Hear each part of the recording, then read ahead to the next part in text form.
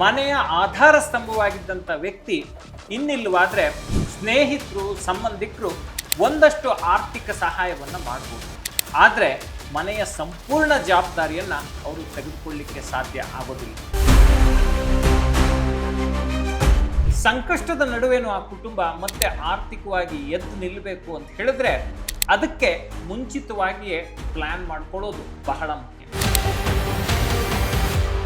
ನಮ್ಮ ಕುಟುಂಬ ಸಂಕಷ್ಟದಲ್ಲಿರುವಾಗ ಯಾರ ಸಹಾಯವನ್ನು ನಾವು ನಿರಂತರವಾಗಿ ಪಡೆಯೋದಕ್ಕೆ ಸಾಧ್ಯವಾಗೋದಿಲ್ಲ. ನಾವು ಆ ರೀತಿ ಬಯಸೋದು ಕೂಡ ತಪ್ಪಾಗುತ್ತೆ. ಮನೆಯ ಆಧಾರ ಸ್ತಂಭನೂ ಇಲ್ಲ, ಆದಾಯನೂ ಇಲ್ಲ. ಇಂಥ ಸಂಕಷ್ಟ ಕಾಲದಲ್ಲಿ ನಿಮ್ಮ ಜೊತೆ ಆಪತ್ಕಾಲದ ಆಪ್ತ ಮಿತ್ರನಂತೆ ನಿಲ್ಲುವಂಥ ಪ್ರಾಡಕ್ಟ್ ಇದು. ನಮಸ್ಕಾರ, ನಾನು ಅಭಿಷೇಕ್ ರಾಮಪ್ಪ. ನೀವು ನಿಮ್ಮ ಭವಿಷ್ಯಕ್ಕಾಗಿ ಇನ್ವೆಸ್ಟ್ಮೆಂಟ್ ಮಾಡಿದ್ದೀರೋ ಇಲ್ವೋ ಅದಕ್ಕಿಂತ ಬಹಳ ಇಂಪಾರ್ಟೆಂಟು ಇನ್ಶೂರೆನ್ಸ್ ಮಾಡಿಸೋದು. ಯಾಕೆಂದರೆ ಈ ಒಂದು ಪ್ರಾಡಕ್ಟ್ ಬಗ್ಗೆ ನಾವು ಸೀರಿಯಸ್ ಆಗಿ ಆಲೋಚನೆ ಮಾಡಿಲ್ಲ ಅಂದರೆ ನಮ್ಮ ಜೀವನದ ಹಳಿ ತಪ್ಪುವ ಸಾಧ್ಯತೆಗಳಿರ್ತವೆ. ಏನೋ ಆಗಬಾರ್ದಾಯ್ತು, ಯಾರು ಬರ್ತಾರೆ? ಆ ಟೈಮ್ನಲ್ಲಿ ನಿಮಗೆ ಯಾರು ಕರೆದಾಗ ಬರದೇ ಇರೋ ಸಂದರ್ಭದಲ್ಲಿ ಮೊದಲಿಗೆ ಬಂದು ನಿಂತು ಕಾಪಾಡೋದು ಇನ್ಶೂರೆನ್ಸು. ಸೊ ಇನ್ಶೂರೆನ್ಸ್ ಬಗ್ಗೆ ಎಷ್ಟೋ ಪ್ರಾಡಕ್ಟ್ಗಳಿದ್ದಾವೆ, ನೂರಾರು ಕಂಪ್ನಿಗಳಿದ್ದಾವೆ. ಯಾವುದನ್ನು ತಗೋಬೇಕು ನಾವು? ಯಾವುದು ಬೆಸ್ಟ್? ನನ್ನ ಸಿಚುವೇಶನ್ಗೆ ಯಾವ್ದು ಸೂಟ್ ಆಗುತ್ತೆ? ಇಲ್ಲಿ ಎಷ್ಟೋ ಜನ ಬಂದು ಸ್ಟಕ್ ಆಗಿಬಿಡ್ತಾರೆ, ಡಿಸಿಷನ್ನೇ ತಗೊಳ್ಳೋದಿಲ್ಲ. ನನಗೆ ಗೊತ್ತಿಲ್ಲ ಅಂತ. ಅದಕ್ಕೆ ಯಾರನ್ನೋ ಕೇಳಬೇಕು, ಬೆಸ್ಟನ್ನ ಹೇಗೆ ಸೆಲೆಕ್ಟ್ ಮಾಡ್ಕೋಬೇಕು ಅನ್ನೋದನ್ನು ಕಲಿಬೇಕು. ಅದನ್ನು ಕಲಿಸೋದಕ್ಕೆ ನಾವು ಈ ವಿಡಿಯೋದಲ್ಲಿ ಶ್ರಮಿಸ್ತೀವಿ. ಇದ್ರ ಬಗ್ಗೆ ತಿಳಿಸ್ಕೊಡೋದಕ್ಕೆ ಶರತ್ MS ಅವರು ನಮ್ಮ ಜೊತೆಗಿದ್ದಾರೆ. ಇವರು ಸೀನಿಯರ್ ಜರ್ನಲಿಸ್ಟ್, ಪರ್ಸನಲ್ ಫಿನಾನ್ಸ್ನ ರೈಟರ್, ಬಾಸ್ ವಾಲಾದ ಕಂಟೆಂಟ್ ವಿಭಾಗದ ಮುಖ್ಯಸ್ಥರು. ಸರ್, ಕಾರ್ಯಕ್ರಮಕ್ಕೆ ಸ್ವಾಗತ. ನಮಸ್ತೆ ಅಭಿ. ಸರ್, ಎಷ್ಟೋ ಜನಕ್ಕೆ ಯಾವ ಇನ್ಶೂರೆನ್ಸ್ ಪ್ರಾಡಕ್ಟ್ ತಗೋಬೇಕು ಗೊತ್ತಿರೋದಿಲ್ಲ. ತುಂಬ ಆಪ್ಷನ್ಸ್ ಇದೆ, ಕನ್ಫ್ಯೂಸ್ ಆಗಿಬಿಡ್ತಾರೆ, ಸ್ಟಕ್ ಆಗಿಬಿಡ್ತಾರೆ. ಇಲ್ಲ ರಾಂಗ್ ಪ್ರಾಡಕ್ಟ್ ತಗೊಳ್ತಾರೆ, ಇಲ್ಲ ಪ್ರಾಡಕ್ಟೇ ತಗೊಳ್ಳೋದಿಲ್ಲ. ಹಾಗಾಗಬಾರ್ದು ಅಂತಂದ್ರೆ ಬೆಸ್ಟ್ ಟರ್ಮ್ ಪ್ಲಾನ್ ಅನ್ನು ಸೆಲೆಕ್ಟ್ ಮಾಡ್ಕೊಳ್ಬೇಕು. ಹೇಗೆ ಮಾಡಬೇಕು, ಯಾವ ರೀತಿ ತಯಾರಿ ಮಾಡ್ಕೋಬೇಕು? ಖಂಡಿತ ಅಭಿ. ಈಗ ನೋಡಿ, ಎರಡು ತರ ಸಮಸ್ಯೆಗೆ ಜನರು ಇನ್ಶೂರೆನ್ಸ್ ತೆಗೆದುಕೊಳ್ಳುವಾಗ ಸಿಗಾಕೋತಾರೆ. ಒಂದನೇ ಸಮಸ್ಯೆ ಏನು? ಯಾವುದೋ ಒಂದು ಇನ್ಶೂರೆನ್ಸ್ ತಗೊಂಡ್ರಾಯ್ತು, ನನ್ನ ಫ್ರೆಂಡ್ ಹೇಳ್ದಪ್ಪ, ನನಗೆ ಗೊತ್ತಾಯ್ತು, ಆನ್ಲೈನಲ್ಲಿ ನೋಡಿದೆ, ಅಡ್ವರ್ಟೈಸ್ಮೆಂಟ್ ನೋಡಿದೆ, ಒಂದು ಟರ್ಮ್ ಇನ್ಶೂರೆನ್ಸ್ ತಗೊಂಡ್ಬಿಟ್ಟೆ. ಇದು ಒಂದು ಕ್ಯಾಟಗರಿ. ಇನ್ನೊಂದು ಕ್ಯಾಟಗರಿ ಏನು? ನಾನು ಎಷ್ಟೊಂದು ಪಾಲಿಸಿಗಳನ್ನು ನೋಡಿದೆ, ಎಷ್ಟೊಂದು ಕಂಪ್ನಿಗಳನ್ನು ನೋಡಿದೆ, ಯಾವ್ದು ತಗೋಬೇಕು ಅಂತೇಳಿ ನಂಗೆ ಗೊತ್ತಾಗ್ತಿಲ್ಲ. ನೋಡಿ, ಈ ಎರಡೂ ಸಂದರ್ಭದಲ್ಲಿ ಯಾವುದೇ ಒಂದು ತೀರ್ಮಾನ ಮಾಡಿ ಒಂದು ಇನ್ಶೂರೆನ್ಸ್ ತಗೊಂಡ್ರೆ ಅದು ರಾಂಗ್ ಡಿಸಿಷನ್ ಆಗಿರುತ್ತೆ. ಇದನ್ನ ಪ್ರತಿಯೊಬ್ಬ ಇನ್ಶೂರೆನ್ಸ್ ಬೈಯರ್ ಕೂಡ ನೆನಪಲ್ಲಿ ಇಟ್ಕೋಬೇಕು. ಹಾಗಾದ್ರೆ ಇನ್ಶೂರೆನ್ಸ್ ತಗೋಬೇಕಾದ್ರೆ ಎಷ್ಟೊಂದು ಸಮಸ್ಯೆಗಳು ಬರ್ತವೆ. ಏನು? ಕ್ಲೇಮ್ ಸೆಟಲ್ಮೆಂಟ್ ರೇಷಿಯೋ ಅಂದ್ರೆ ಎಷ್ಟೋ ಜನಕ್ಕೆ ಗೊತ್ತಿರಲ್ಲ. ಈ ಸಾಲ್ವೆನ್ಸಿ ಅಂದ್ರೆ ಏನು ಗೊತ್ತಿರೋದಿಲ್ಲ. ಮತ್ತೆ ಈ ಇನ್ಶೂರೆನ್ಸ್ ರೇಟಿಂಗ್ ಹೇಗಿದೆ ಗೊತ್ತಿರೋದಿಲ್ಲ. ಆ ಇನ್ಶೂರೆನ್ಸ್ ಕಂಪನಿ ಎಷ್ಟು ದೊಡ್ಡದಾಗಿದೆ, ಎಷ್ಟು ವಿಶ್ವಾಸಾರ್ಹತೆಯ ಕಂಪನಿಗಿದೆ, ಇದ್ರ ಬಗ್ಗೆ ಗೊತ್ತಿರೋಲ್ಲ. ಮತ್ತೆ ಡಿಡಕ್ಷನ್ಸ್ ಏನು, ರೈಡರ್ಸ್ ಏನು, ಈ ಯಾವ ವಿಚಾರಗಳು ಗೊತ್ತಿಲ್ಲದೆ ಒಂದು ಇನ್ಶೂರೆನ್ಸನ್ನು ನಾವು ತೆಗೆದುಕೊಂಡ್ರೆ ಅದು ತೆಗೆದುಕೊಳ್ಳೋದಕ್ಕಿಂತ ತಗೊಳ್ಳದೇ ಇರೋದೇ ವಾಸಿ ಅನ್ನೋ ಸಂದರ್ಭ ಬಹುತೇಕರಿಗೆ ಬಂದುಬಿಡುತ್ತೆ. ಹಾಗಾದರೆ ತಗೊಳ್ಳದೇ ಇರಬೇಕಾ ಇನ್ಶೂರೆನ್ಸ್ನ ಅಂದರೆ ಖಂಡಿತವಾಗಿಯೂ ಲೈಫ್ ಟರ್ಮ್ ಇನ್ಶೂರೆನ್ಸನ್ನು ತೆಗೆದುಕೊಳ್ಬೇಕು. ಯಾಕೆಂತ ಹೇಳಿದ್ರೆ ಕುಟುಂಬದ ಆಪತ್ಕಾಲದ ಆಪ್ತರಕ್ಷಕ ಅಂತ ಯಾರಾದರೂ ಇದ್ದರೆ ಅದು ಟರ್ಮ್ ಇನ್ಶೂರೆನ್ಸ್ ಮಾತ್ರ. ಟರ್ಮ್ ಇನ್ಶೂರೆನ್ಸ್ ಹೇಗೆ ಕೆಲಸ ಮಾಡುತ್ತಪ್ಪ ಅಂತ ಹೇಳಿದ್ರೆ, ಒಂದು ಕುಟುಂಬಕ್ಕೆ ಮನೆಯ ಯಜಮಾನ ಅಥವಾ ಯಜಮಾನಿ ಆಧಾರ ಸ್ತಂಭವಾಗಿ ದುಡಿತಾ ಇರ್ತಾರೆ. ಅವರ ಜೀವಕ್ಕೆ ಏನಾದರೂ ಸಮಸ್ಯೆ ಆದರೆ ಆ ಕುಟುಂಬಕ್ಕೆ ಹಣಕಾಸಿನ ಒಂದು ಭದ್ರತೆಯನ್ನು ಒದಗಿಸುವಂಥ ಪ್ರಾಡಕ್ಟ್ ಯಾವುದಪ್ಪ ಅಂತ ಹೇಳಿದ್ರೆ ಟರ್ಮ್ ಇನ್ಶೂರೆನ್ಸ್. ಇದು ಹೇಗೆ ಕೆಲಸ ಮಾಡುತ್ತೆ? ಇವರು ಒಂದು ಪ್ರೀಮಿಯಮನ್ನು ಕಟ್ತಾರೆ.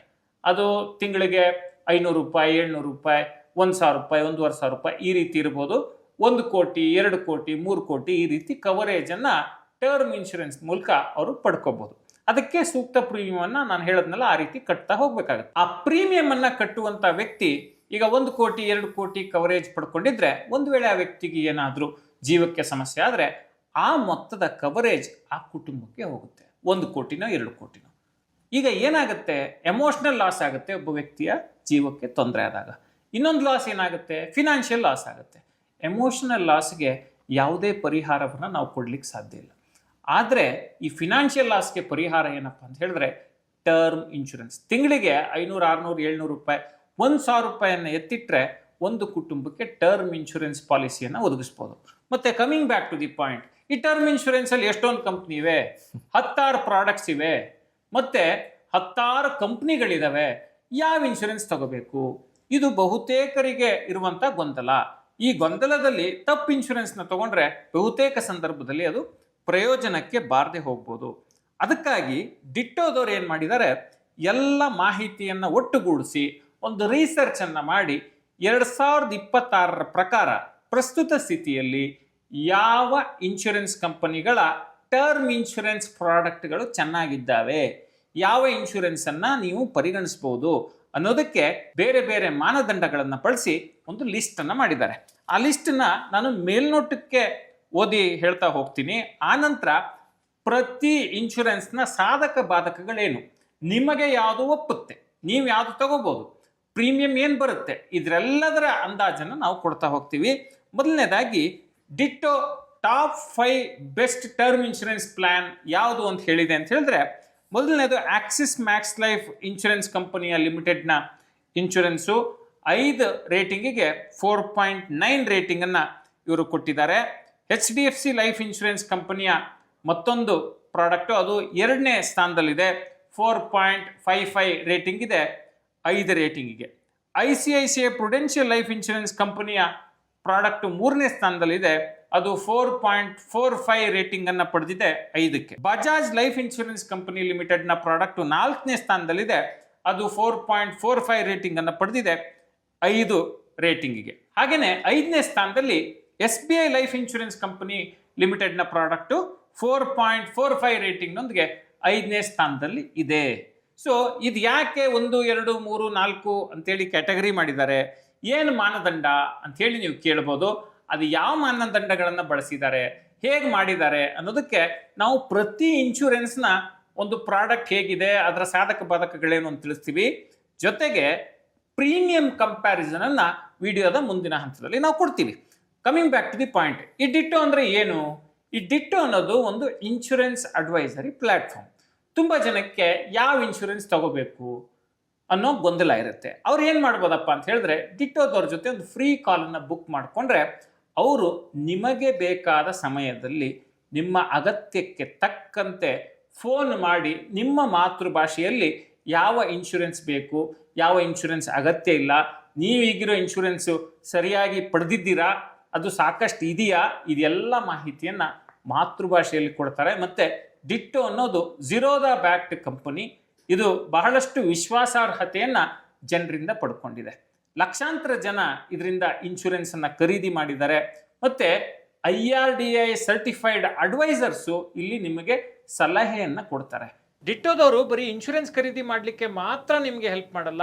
ಏನೋ ಸಮಸ್ಯೆ ಆಯಿತು, ಕ್ಲೇಮ್ ಸಂದರ್ಭದಲ್ಲಿ ನಿಮಗೆ ತೊಂದರೆ ಆಯಿತು ಅಂತ ಹೇಳಿದ್ರೆ ನಿಮ್ಮ ಪರವಾಗಿ ನಿಂತು ಅವರು ಕ್ಲೇಮ್ ಸಪೋರ್ಟ್ಗೂ ಕೂಡ ನೆರವನ್ನು ನೀಡ್ತಾರೆ. ತುಂಬ ಸತಿ ಏನಾಗುತ್ತೆ, ಇನ್ಶೂರೆನ್ಸ್ಗೆ ಒಂದು ನಂಬರ್ ಕೊಟ್ಬಿಡ್ತೀವಿ, ಎಲ್ಲೋ ಹೋಗ್ಬಿಟ್ಟು ಲಾಗಿನ್ ಆಗ್ತೀವಿ. ಅವ್ರು ಪದೇ ಪದೇ ಫೋನ್ ಮಾಡಿ ಕಿರಿಕಿರಿ ಮಾಡಿ ಕೊನೆಗೆ ನಮ್ಗೆ ಇನ್ಶೂರೆನ್ಸ್ ಸವಾಸ ಸಾಕಪ್ಪ ಅನಿಸೋಷ್ಟು ಹಿಂಸೆ ಕೊಟ್ಬಿಡ್ತಾರೆ. ಇವ್ರು ಆ ರೀತಿ ಸ್ಪ್ಯಾಮ್ ಕಾಲ್ಗಳನ್ನು ಮಾಡಲ್ಲ, ನಿಮಗೆ ಅನಗತ್ಯ ಕಿರಿಕಿರಿಯನ್ನು ಮಾಡಲ್ಲ. ನಿಮಗೆ ಬೇಕಾದರೆ ನೀವು ಮಾಹಿತಿಯನ್ನು ಅವರಿಂದ ಕೇಳಿ ಪಡ್ಕೋಬೋದು. ಮತ್ತು ಇನ್ಶೂರೆನ್ಸ್ ಸೇಲ್ ಮಾಡಲೇಬೇಕು ಅನ್ನೋ ಯಾವುದೇ ಒತ್ತಡ ಇವ್ರಿಗಿರೋದಿಲ್ಲ. ನಿಮಗೆ ಮಾಹಿತಿ ಬೇಕು, ಆ ಮಾಹಿತಿಯನ್ನು ಅವರು ನಿಮಗೆ ಕೊಡ್ತಾರೆ. ನೀವು ಇನ್ಶೂರೆನ್ಸ್ ಬೇಕಿದ್ದರೆ ಅವರಿಂದ ಖರೀದಿ ಮಾಡ್ಬೋದು, ಇಲ್ಲ ಅಂದರೆ ನಿಮಗೆ ಅವರು ಕಿರಿಕಿರಿ ಮಾಡಲ್ಲ. ಈ ಪಾಯಿಂಟನ್ನು ತುಂಬ ಕ್ಲಿಯರ್ ಆಗಿ ನೀವು ಇಟ್ಕೋಬೇಕು.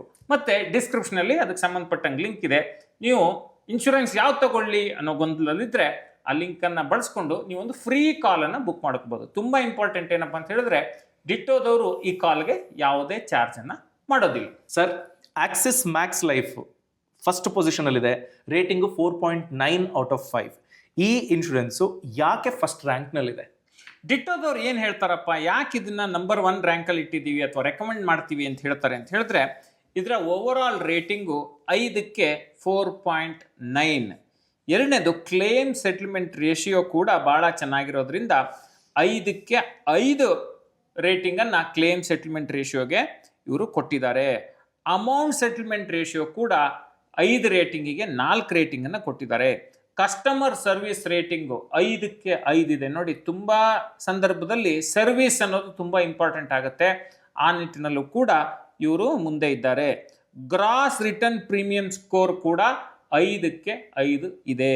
ಇದೆಲ್ಲ ಕೂಡ ಭಾಳ important aspect. Claim settlement ratio ಏನು ಅಂತ ಹೇಳಿದ್ರೆ, ಈಗ ಎಷ್ಟು ಜನ ಇನ್ಶೂರೆನ್ಸನ್ನು ಕ್ಲೇಮ್ ಮಾಡಿದ್ದಾರೆ, ಎಷ್ಟು ಜನಕ್ಕೆ ಆ ಇನ್ಶೂರೆನ್ಸ್ ಕಂಪನಿ ಕ್ಲೇಮನ್ನು ಹಾನರ್ ಮಾಡಿದೆ ಅನ್ನೋದೇ ಕ್ಲೇಮ್ ಸೆಟಲ್ಮೆಂಟ್ ರೇಷಿಯೋ. ಈ ಆಕ್ಸಿಸ್ ಮ್ಯಾಕ್ಸ್ ಲೈಫ್ ಇದೆಯಲ್ಲ, ಇವರು 99.71% ಕ್ಲೇಮ್ ಸೆಟಲ್ಮೆಂಟ್ ರೇಷಿಯೋವನ್ನು ಅಚೀವ್ ಮಾಡಿದ್ದಾರೆ. ಇದು ಇಂಡಸ್ಟ್ರಿಯಲ್ಲಿ ಹೈಯೆಸ್ಟ್ ಕ್ಯಾಟಗರಿಯಲ್ಲಿ, ಟರ್ಮ್ ಇನ್ಶೂರೆನ್ಸ್ ಕ್ಯಾಟಗರಿಯಲ್ಲಿ ಅತಿ ಹೆಚ್ಚು ಕ್ಲೇಮ್ ಸೆಟಲ್ಮೆಂಟ್ ರೇಷಿಯೋ ಇರುವಂಥದ್ದು. ಮತ್ತು ಕಂಪ್ಯಾರಿಟಿವ್ಲಿ ಇದರ ಪ್ರೀಮಿಯಂ ಕೂಡ ಕಡಿಮೆ ಇದೆ. ಹೊಸ ಮಾದರಿಯ ಪ್ರಾಡಕ್ಟ್ಗಳಿವೆ, ರೈಡರ್ಸ್ ಇದೆ, ಬೆನಿಫಿಟ್ಸ್ ಇದೆ. ಇದರಲ್ಲಿ ಒಂದೇ ಒಂದು ನೆಗೆಟಿವ್ ಅಂಶ ಏನಪ್ಪ ಅಂತ ಹೇಳಿದ್ರೆ, ಈ ಹಿಂದೆ ಇದು ಮ್ಯಾಕ್ಸ್ ಲೈಫ್ ಅನ್ನೋ ಹೆಸರಿನಲ್ಲಿತ್ತು. ಓವರ್ ಆಲ್ ಬ್ರ್ಯಾಂಡ್ ನೋಡಿದ್ರೆ ಈಗ ಆಕ್ಸಿಸ್ ಮ್ಯಾಕ್ಸ್ ಲೈಫ್ ಅಂತಾಗಿದೆ. ಕಂಪ್ಯಾರಿಟಿವ್ಲಿ ಸಣ್ಣ ಬ್ರ್ಯಾಂಡಾ ಅಂತ ಅನಿಸುತ್ತೆ ಹಿಂದಿನ ಲೆಕ್ಕಾಚಾರಕ್ಕೆ ನೋಡಿದಾಗ. ಆದರೆ ಇದು ಆಕ್ಸಿಸ್ ಬ್ಯಾಂಕಿಂದ ಒಂದು ಬ್ಯಾಕಪ್ ಇರುವಂಥ ಒಂದು ಇನ್ಶೂರೆನ್ಸ್ ಕಂಪನಿ. ಅದನ್ನು ಹೂಡಿಕೆದಾರರು ಗಮನದಲ್ಲಿ ಇಟ್ಕೋಬೇಕು. ಸರ್, ಸೆಕೆಂಡ್ ರ್ಯಾಂಕ್ನಲ್ಲಿ HDFC ಲೈಫ್ ಇದೆ. ಯಾಕಿದು ಸೆಕೆಂಡ್ ರ್ಯಾಂಕ್ನಲ್ಲಿದೆ ಮತ್ತು ಇದರ ರೇಟಿಂಗ್ಸು, ರೇಷಿಯೋಸ್ ಎಲ್ಲ ಹೇಗಿದೆ? ನೋಡಿ ಅಭಿ, HDFC ಅನ್ನೋದು one of the biggest insurance companies. Life insurance ಅಂತ ಬಂದಾಗಲೂ ಕೂಡ HDFCಗೆ ಬಹಳ ದೊಡ್ಡ ಇತಿಹಾಸ ಇದೆ. ಇದನ್ನ ನಾವು ಮನಗಾಣಬೇಕು. ಓವರ್ ಆಲ್ ರೇಟಿಂಗ್ ಎಷ್ಟಿದೆಯಪ್ಪ ಅಂತ ಹೇಳಿದ್ರೆ 4.55 ಇದೆ out of 5. Claim settlement ratio 5ಕ್ಕೆ 5 ಇದೆ. ಅಮೌಂಟ್ ಸೆಟಲ್ಮೆಂಟ್ ರೇಷಿಯೋ 2.0 ಇದೆ 5ಕ್ಕೆ. ಈ ಅಂಶವನ್ನು ಇಲ್ಲಿ ಗಮನಿಸ್ಕೊಳ್ಳಿ. ಕಸ್ಟಮರ್ ಸರ್ವಿಸ್ ರೇಟಿಂಗು 5ಕ್ಕೆ 5 ಇದೆ. ಗ್ರಾಸ್ ರಿಟರ್ನ್ ಪ್ರೀಮಿಯಂ ಸ್ಕೋರ್ 5ಕ್ಕೆ 5 ಇದೆ. ಏನಪ್ಪ ಇದರಲ್ಲಿ ಸಕಾರಾತ್ಮಕ ಅಂಶಗಳು ಅಂತ ಹೇಳಿದ್ರೆ, ಬ್ರ್ಯಾಂಡ್ ವ್ಯಾಲ್ಯೂ. HDFC ಅನ್ನೋದು ಒಂದು ದೊಡ್ಡ ಬ್ರ್ಯಾಂಡು, ಭಾಳ ವರ್ಷಗಳಿಂದ ಮಾರ್ಕೆಟ್ನಲ್ಲಿದೆ. ದೊಡ್ಡ ಮೊತ್ತದ ಫಂಡ್ಸ್ ಅವ್ರ ಬಳಿ ಇದೆ. ಲಕ್ಷಾಂತರ ಜನ, ಕೋಟ್ಯಾಂತರ ಜನ ಇನ್ಶೂರೆನ್ಸನ್ನು ಬೈ ಮಾಡಿದ್ದಾರೆ. ಒಂದು ದೊಡ್ಡ ಕಾರ್ಪಸ್ ಕೂಡ ಒಂದು ಇನ್ಶೂರೆನ್ಸ್ ಕಂಪನಿಯನ್ನು ರನ್ ಮಾಡಲಿಕ್ಕೆ ದೊಡ್ಡ ಮೊತ್ತದ ಹಣ ಏನು ಬೇಕು ಅದು ಕೂಡ ಆ ಸಂಸ್ಥೆಯ ಬಳಿ ಇದೆ. ಇದು ಭಾಳ ಇಂಪಾರ್ಟೆಂಟ್ ಆಸ್ಪೆಕ್ಟ್ ಒಂದು ಇನ್ಶೂರೆನ್ಸನ್ನು ನಾವು ಬೈ ಮಾಡ್ಬೇಕಾರೆ. ಯಾಕೆಂತ ಹೇಳಿದ್ರೆ ದೊಡ್ಡ ದೊಡ್ಡ ಕ್ಲೇಮ್ಸ್ ಬಂದಾಗ ಸಂಸ್ಥೆ ಚಿಕ್ಕದಿದ್ರೆ, ಸಂಸ್ಥೆಗೆ ಆ ಕ್ಲೇಮ್ಸನ್ನು ಹ್ಯಾಂಡಲ್ ಮಾಡುವಂಥ ಸಾಮರ್ಥ್ಯ ಇಲ್ಲದೆ ಇದ್ದರೆ ಅದು ಕೂಡ ದೊಡ್ಡ ಸಮಸ್ಯೆಯಾಗಿ ಪರಿಣಮಿಸುತ್ತೆ. ಆದರೆ HDFC ವಿಚಾರದಲ್ಲಿ ಆ ಸಮಸ್ಯೆ ಇಲ್ಲ. Outstanding claim settlement ratio performance year on year ಕೂಡ ಚೆನ್ನಾಗಿ ಇದೆ. ಮೂರನೇದು, ಕಡಿಮೆ ದೂರುಗಳು HDFC ಇನ್ಶೂರೆನ್ಸ್ ಬಗ್ಗೆ ಬರ್ತಿದ್ದಾವೆ. ಇದು ನೋಡಿ, 10,000 ಕ್ಲೇಮ್ಸಲ್ಲಿ 1 ಕಂಪ್ಲೇಂಟ್ ಬರ್ತಾ ಇದೆ.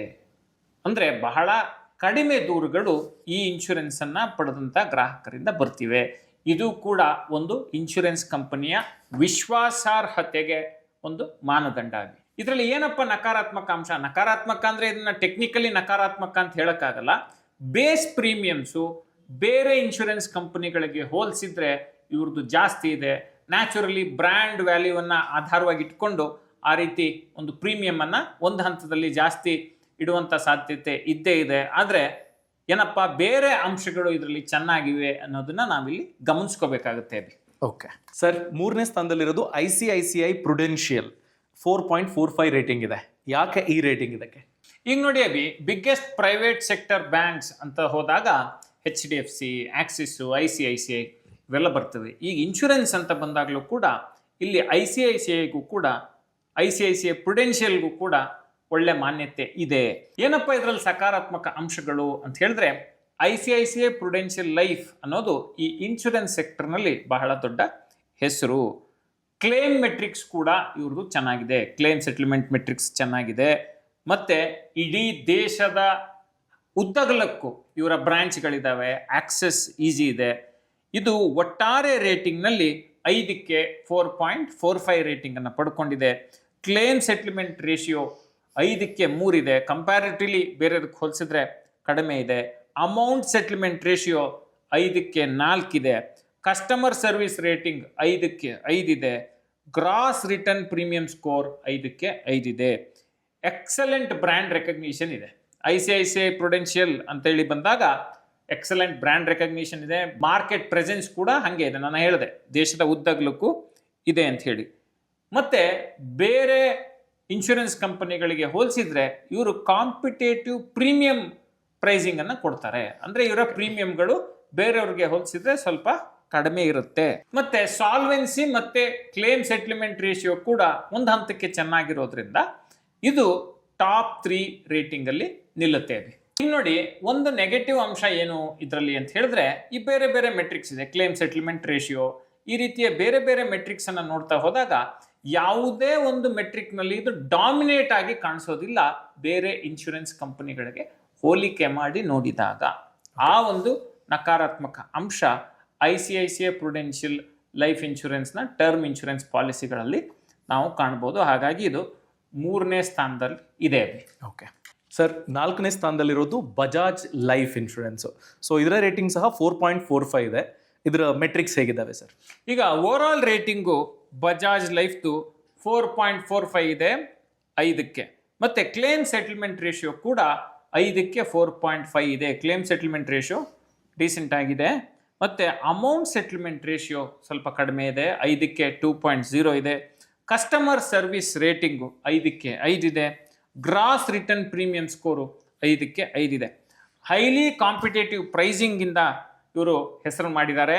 ಮತ್ತು ಎಸ್ಪೆಷಲಿ ವಿಮೆನ್ಸ್ಗೆ ಮತ್ತು ನಾನ್ ಸ್ಮೋಕರ್ಸ್ಗೆ ಒಳ್ಳೆ ಕಡಿಮೆ ದರದ ಪ್ರೀಮಿಯಮನ್ನು ಕೊಡೋದಕ್ಕೆ ಇವರು ಹೆಸರುವಾಸಿಯಾಗಿದ್ದಾರೆ.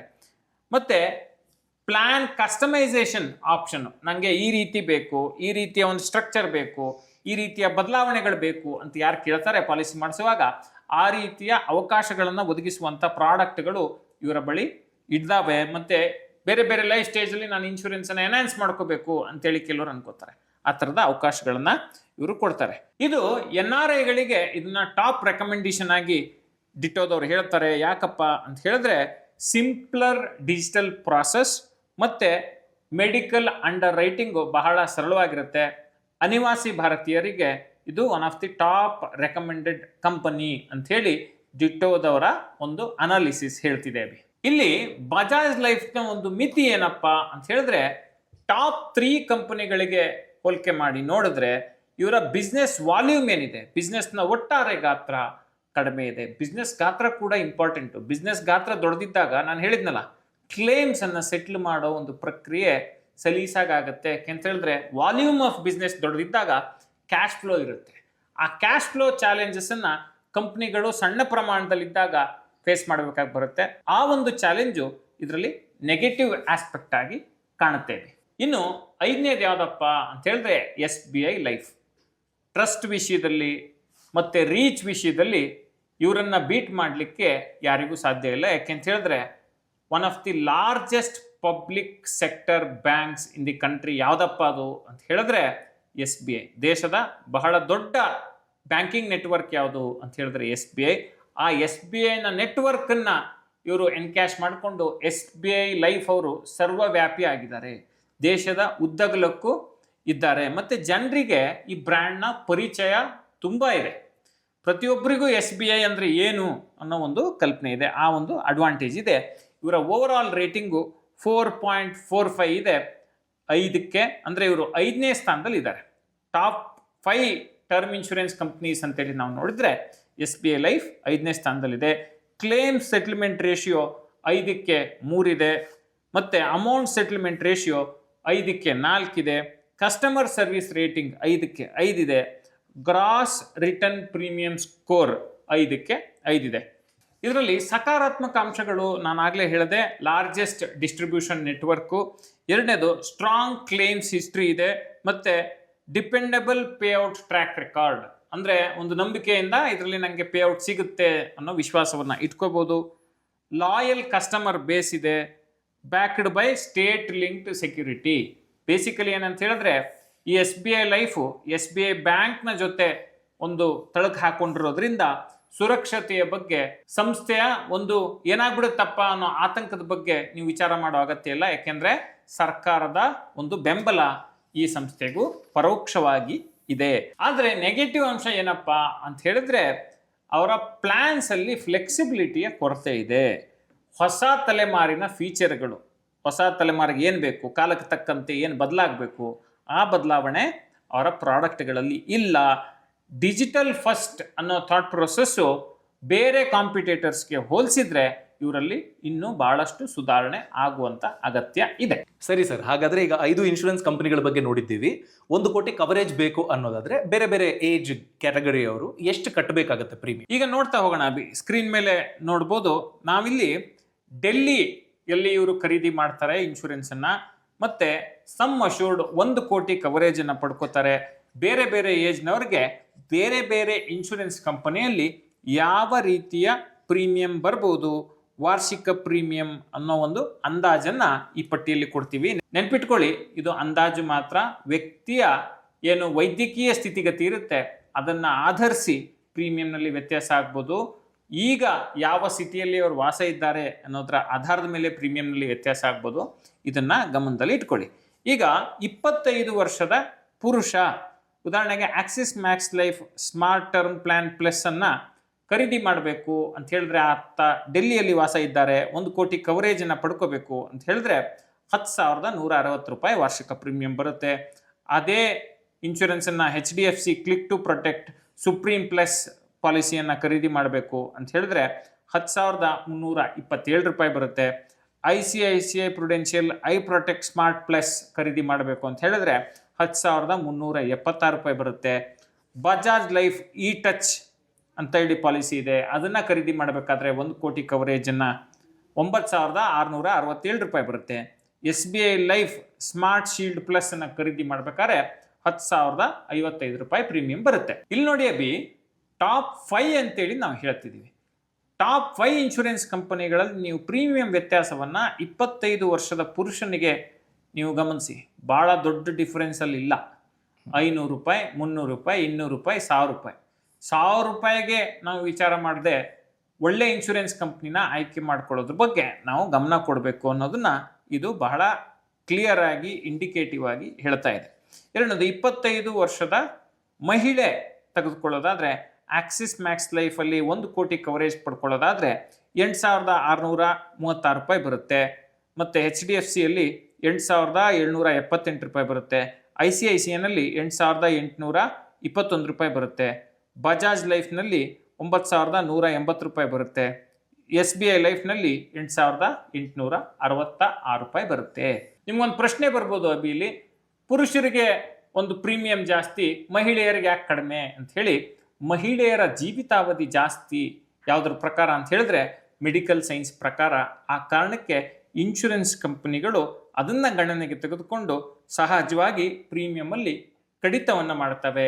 ಈ ಅಡ್ವಾಂಟೇಜ್ ಕೂಡ ಮಹಿಳೆಯರಿಗೆ ಟರ್ಮ್ ಇನ್ಶೂರೆನ್ಸ್ ಖರೀದಿ ಮಾಡುವಾಗ ಇದೆ.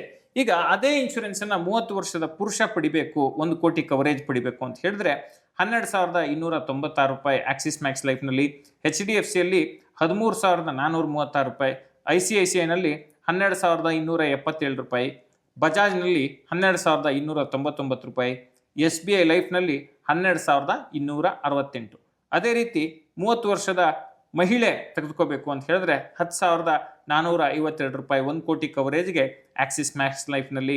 ಅದೇ 1 ಕೋಟಿ ಕವರೇಜ್ಗೆ HDFCನಲ್ಲಿ 11,421 ರೂಪಾಯಿ, ICICIನಲ್ಲಿ 10,435 ರೂಪಾಯಿ, ಬಜಾಜ್ ಲೈಫ್ನಲ್ಲಿ 10,063 ರೂಪಾಯಿ, SBI ಲೈಫ್ನಲ್ಲಿ 10,357 ರೂಪಾಯಿ. ಈಗ 35 ವರ್ಷದ ಪುರುಷ ಈ ಕವರೇಜನ್ನು ಪಡ್ಕೋಬೇಕು, 1 ಕೋಟಿ ಕವರೇಜನ್ನು ಅಂತ ಹೇಳಿದ್ರೆ ಆಕ್ಸಿಸ್ ಮ್ಯಾಕ್ಸ್ ಲೈಫ್ನಲ್ಲಿ 1 ಕೋಟಿ ಕವರೇಜ್ಗೆ 16,114 ರೂಪಾಯಿ ಬರುತ್ತೆ.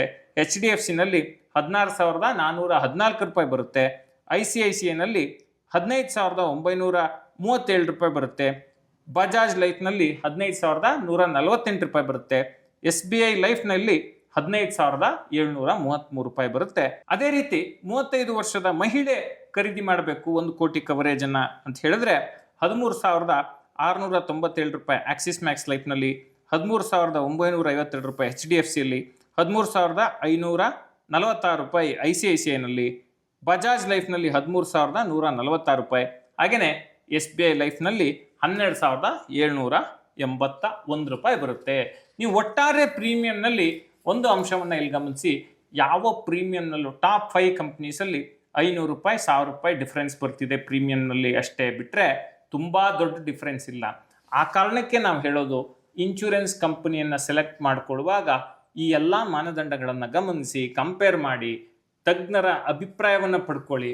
ನಿಮಗೆ ಗೊತ್ತಾಗಲಿಲ್ಲ ಅಂತ ಹೇಳಿದ್ರೆ ಡಿಟ್ಟೋ ಥರದ ಇನ್ಶೂರೆನ್ಸ್ ಅಡ್ವೈಸರಿ ಪ್ಲಾಟ್ಫಾರ್ಮ್ ಇದೆ, ನೀವೇನು ಮಾಡಬೇಕಾಗಿಲ್ಲ, ಫ್ರೀ ಕಾಲನ್ನು ಬುಕ್ ಮಾಡ್ಬೋದು. ಉಚಿತವಾಗಿ ಅವರು ನಿಮಗೆ ಕರೆ ಮಾಡಿ ನಿಮ್ಮ ಮಾತೃಭಾಷೆಯಲ್ಲಿ ಸಲಹೆಯನ್ನು ಕೊಡ್ತಾರೆ.